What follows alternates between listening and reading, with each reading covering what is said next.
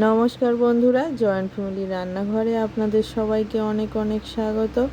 আশা করি আপনারা সবাই ভালো আছেন। এই গরমে সবাই সুস্থ থাকবেন, ভালো থাকবেন এই কামনা করি। তো যাই হোক, আজকের আমি আবার একটা নতুন রেসিপি নিয়ে চলে এসেছি। আজকের আমি কোনো ভারী কিছু রেসিপি নিয়ে আসিনি। জানি সবার এই গরমে একটু হালকা হালকা খাবার খেতে ভালো লাগে, তাও যদি খুব একটা বেশি কষ্ট না করে এই খাবার বানানো যায় তাহলে তো কোনো কথাই নেই।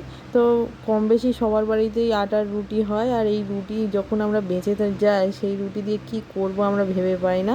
তাই আমি সেই রকম একটা সকালের বেঁচে যাওয়া আটার রুটি দিয়ে একটা দুর্দান্ত র্যাপিং রেসিপি নিয়ে চলে এসেছি।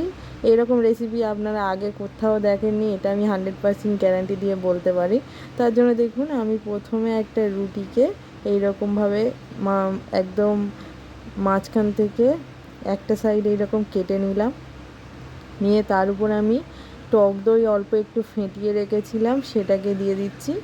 আপনারা যদি মিষ্টি মিষ্টি একটু খাবার খেতে পছন্দ করেন তাহলে টক দইয়ের সঙ্গে অবশ্যই একটু মধু মিশিয়ে দিতে পারেন, কিন্তু আমি টক দইয়ের সঙ্গে কিছুই মেশাইনি, শুধু টক দইটাকে ফেটিয়ে রেখেছিলাম, দিয়ে দিলাম একটা সাইড। সকালে আটার রুটিটা বেঁচে গেছিলো, তাই ভাবছিলাম যে কি করা যায়, আর চিজ টিজ এই গরমে আর খেতে ভালো লাগছে না। তাই ভাবলাম এমন কিছু বানানো যাক যেটা দিয়ে ভালো খাবারও হবে আর পেটটাও ভরবে। তাই এটা বানিয়ে ফেললাম ঝটপট। টুকরো টমেটো আর কিছু পরিমাণ শসা দিয়ে দিলাম, আর দিয়ে দেব অল্প একটু পরিমাণ ছানা। খুবই কম বাজেটে একটা ভালো ডায়েট হলো এটা, এই খাবারটা। এখন তো বেশিরভাগই সবাই গরমের জন্য বেশি জাঙ্ক ফুড খেতে পছন্দ করছে না। তো এই র্যাপিংটা আপনারা বাড়িতে খুব সহজেই খুব কম ইনগ্রিডিয়েন্টস দিয়ে বানিয়ে নিতে পারেন। এবার এর উপরে আমি অল্প একটু পরিমাণ বিট লবণ দিয়ে দিচ্ছি, যাতে টেস্টটা ভালো আসে। তাই জন্য আপনারা চাইলে অন্য কোনো ভেজিটেবলসও এখানে অ্যাড করতে পারেন।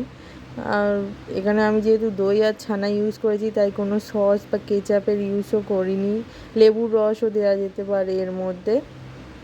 আর দিয়ে দিলাম অল্প একটু পরিমাণ গোলমরিচের গুঁড়ো।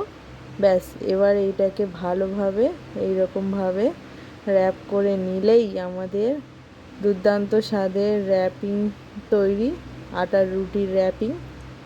এটা ডায়েট ফুড হিসাবে খুবই ভালো। যারা ডায়েট করছেন তারা অবশ্যই এটা বানিয়ে খাবেন, আর এমনি যারা ডায়েট করছেন না তারাও অবশ্যই এটা বানিয়ে একবার খেয়ে দেখবেন।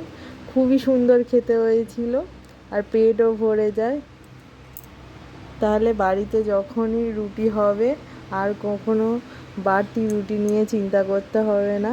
যদি রুটি বেশি হয়ে যায় অবশ্যই এটাকে বিকেলের স্ন্যাক্স হিসাবে বা রাতের ডিনার হিসাবে বা সকালের ব্রেকফাস্ট হিসাবে যে কোনোভাবেই হোক এইরকম বানিয়ে চটজলদি খেয়ে ফেলুন। রেসিপিটা যদি ভালো লেগে থাকে রেসিপিটা লাইক করবেন, আর চ্যানেলটা যদি এখনও সাবস্ক্রাইব করে না থাকেন তাহলে সাবস্ক্রাইব করে দিন।